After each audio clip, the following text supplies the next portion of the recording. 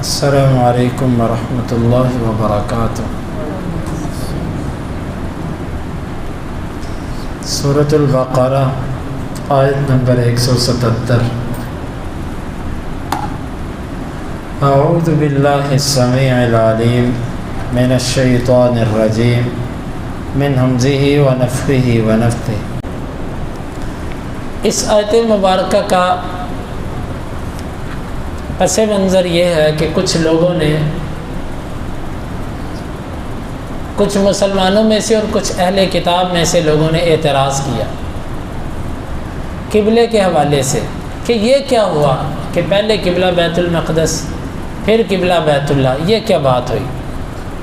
اللہ تعالیٰ نے ان سے کہا کہ اصل چیز قبلہ نہیں ہے، منہ مشرق کی طرف کر لو مغرب کی طرف کر لو، نیکی یہ نہیں ہے۔ اصل نیکی ہے اللہ کے حکم کو ماننا۔ اللہ تعالیٰ نے پہلے حکم دیا کہ بیت المقدس کی طرف منہ کرو، تو تمہارا حق بنتا تھا کہ اس کی طرف منہ کرتے۔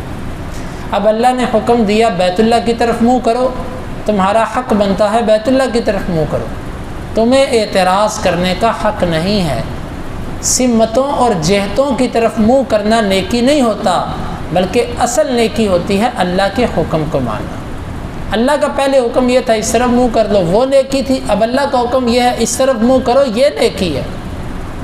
تم سمجھتے ہو سمتیں اور جہتیں نیکی ہیں؟ اللہ اکبر! اس کے پیچھے ایک بہت بڑی حقیقت ہے۔ ہمارے بہت سارے لوگ جہتوں اور سمتوں کے پیچھے چلتے ہیں، اللہ کے حکم کو ترک کر دیتے ہیں۔ جس طرح بیت المقدس ابتداء میں قبلہ اللہ کے حکم سے بنا، لیکن بعد میں لوگ اللہ کے حکم کو بھول گئے اور اپنی ضد پہ آ گئے۔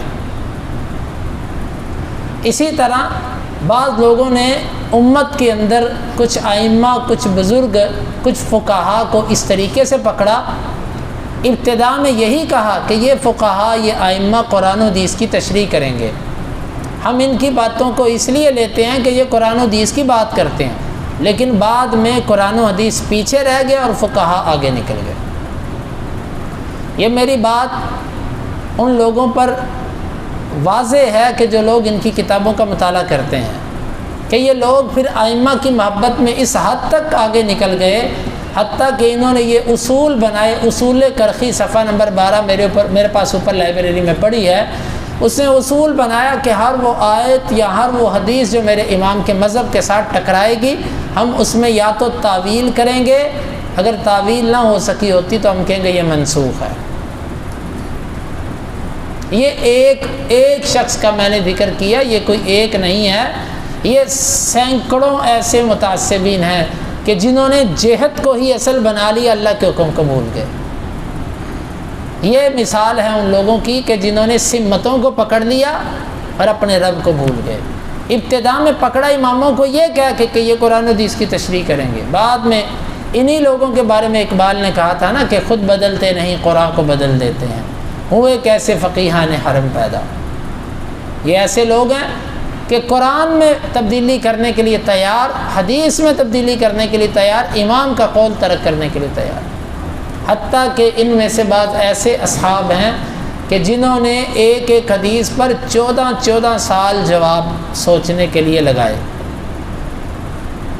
ایک صاحب ہیں معروف، انڈیا کا بہت بڑا ایک ادارہ ہے، دارالعلوم کے نام سے بہت بڑا ادارہ، بڑا معروف ہے، اس کے شیخ الحدیث گزرے اور علمی شخصیت تھے، تعصب اپنی جگہ، لیکن حقیقت ہے کہ وہ علمی شخصیت تھے۔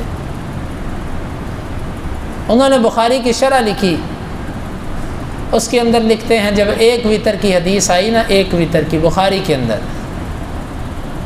اب حدیث کو ضعیف کہنے سے تو رہے کیونکہ حدیث بخاری کی ہے، تو کہتے ہیں کہ لقد مکثت نحو 14 سنة، میں تقریباً 14 سال کے قریب اس حدیث کے اوپر رکا رہا، اس کا جواب تراشتا رہا کہ اس کا جواب کیا دوں، کیونکہ میرے امام کے مذہب میں ایک وتر نہیں ہے اور بخاری کے اندر ایک وتر ہے۔ زندگی کے قیمتی 14 سال اس بات پہ لگائے۔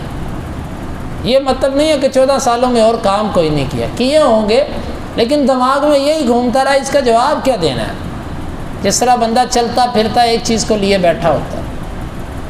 اور پھر یہی صاحب ہیں اپنی وفات کے وقت میں کہتے ہیں، میرے پاس وہ رسالہ بھی پڑھا وحدت امت، مفتی شفیع صاحب نے وہ کتاب لکھی ہے جو ادھر انڈیا کراچی کے تھے، تقی صاحب کے والد۔ وہ کہتے ہیں کہ آخری جو ان کا انٹرویو لیا گیا انہی صاحب کا، تو وہ کہتے ہیں کہ عمر ضائع کر دی۔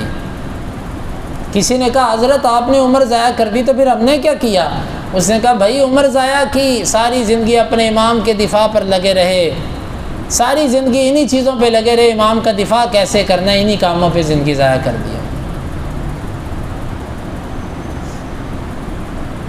بھائیو، یہ باتیں میں بار بار اس لیے کرتا ہوں کہ کچھ لوگوں کے چہرے لوگوں کے سامنے کچھ اور ہیں، کتابوں میں کچھ اور ہیں۔ یہ لوگ جو توحید اور بڑی ایسی باتیں کرتے ہیں کہ جی ہم ایک اللہ کے سوا کچھ نہیں مانتے، حقیقت بات ہے کتابوں میں ان کے چہرے کچھ اور ہیں، کتابی لوگ یہ اور ہیں، لوگوں کے سامنے کچھ اور ہیں۔